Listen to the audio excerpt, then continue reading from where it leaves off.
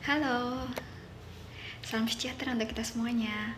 Perkenalkan, nama saya Maria Ida Widayanti, Instansi Dinas Sosial Pemberdayaan Masyarakat dan Desa Kabupaten Bangka Tengah, Jabatan Analis Rehabilitasi Masalah Sosial.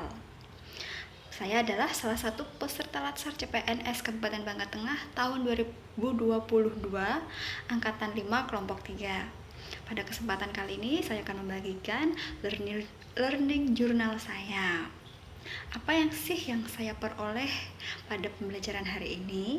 Nah, untuk pembelajaran hari ini tadi ada sinkronus via Zoom yang dibimbing oleh Bupati Bangka Tengah, Bapak Al-Ghafri Rahman. Nah, secara garis besarnya poinnya yang saya tangkap adalah untuk menjadi seorang ASN itu harus memiliki 3 jenis kompetensi. Yang pertama adalah kompetensi teknis, kedua adalah kompetensi manajerial, yang ketiga adalah kompetensi sosial kultural, seperti itu.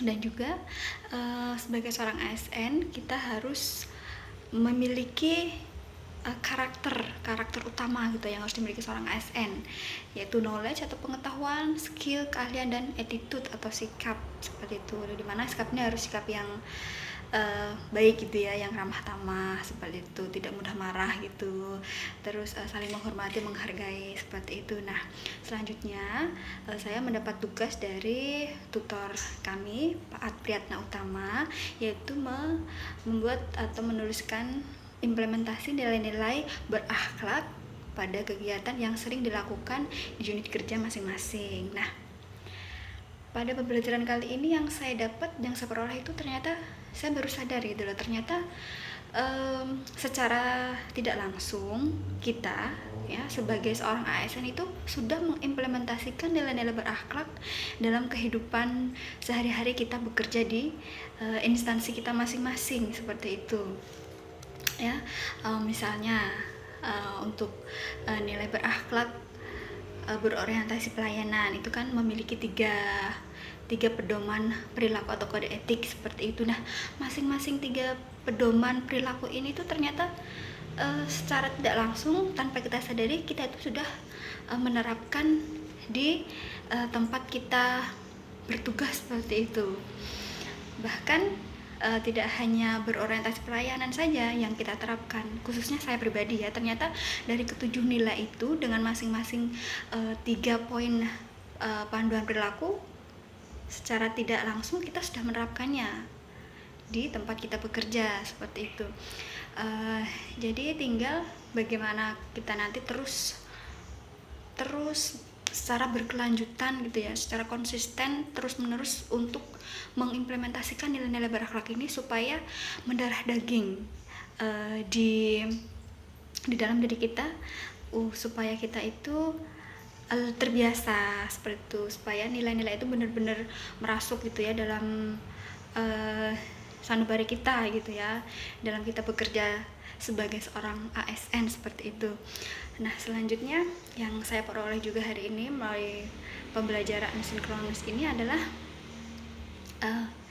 saya menjadi tahu tantangannya, sebenarnya tantangan yang ada di lingkungan kita, bagaimana kita tidak mudah untuk terpengaruh oleh hal-hal negatif yang ada di lingkungan sekitar kita bekerja, seperti itu, supaya kita itu tetap berkomitmen menjalankan, mengimplementasikan nilai-nilai berakhlak ini dalam kehidupan kita sehari-hari sebagai seorang ASN, seperti itu.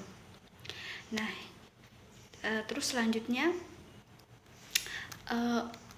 nilai berakhlak selanjutnya itu adalah akuntabel. Nah, akuntabel ini dengan 3 panduan perilakunya pun saya bisa gitu loh, saya pribadi bisa untuk menuangkan dalam kegiatan-kegiatan yang sudah saya lakukan selama kurang lebih 3 bulan ini bekerja sebagai ASN di Bangka Tengah, seperti itu. Terus juga selain itu ada kompeten, harmonis, loyal, adaptif, dan juga kolaboratif. Semuanya itu bisa kita implementasikan dengan baik di lingkungan tempat kita bekerja, seperti itu.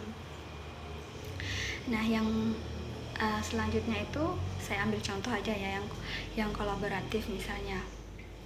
Nah, yang kolaboratif ini memiliki 3 panduan perilaku, yaitu memberikan kesempatan kepada berbagai pihak untuk berkontribusi. Nah, di sini kegiatannya yaitu kegiatan yang dilakukan kami selaku dari Dinas Sosial Pemberdayaan Masyarakat dan Desa itu memberikan kesempatan kepada PT Mitra Stania Kemingking atau MKS dalam memberikan bantuan berupa kursi roda untuk warga masyarakat Kabupaten Bangka Tengah yang kurang mampu, seperti itu contohnya yang sudah kami lakukan, seperti itu. Terus terbuka dan bekerja sama untuk menghasilkan nilai tambah. Nah, ini salah satunya adalah kami Dinas Sosial gitu ya, bekerja sama dengan Panti Bina Sosial Laras Hijrah gitu ya, bagi penyandang disabilitas mental. Di situ kami pernah merujuk klien ODGJ untuk mendapatkan rehab di situ. Terus masih banyak lagi yang tentunya itu tadi ya, yang benar-benar menjadi poin penting bagi diri saya pribadi sendiri, bahwa nilai-nilai berakhlak ini tanpa kita sadari itu ternyata sudah kita lakukan di instansi kita masing-masing bekerja gitu. Tinggal diperkuat lagi, ditumbuhkan lagi, seperti itu, berkomitmen gitu untuk terus melakukan atau mengimplementasikan nilai-nilai berakhlak tersebut supaya kita menjadi ASN yang profesional dan siap melayani bangsa ini dengan penuh cinta, seperti itu. Nah, demikian yang bisa saya sampaikan dalam learning journal kali ini. Kurang lebihnya saya mohon maaf. Semoga bermanfaat dan terima kasih. Sampai jumpa di kesempatan learning journal berikutnya. Terima kasih.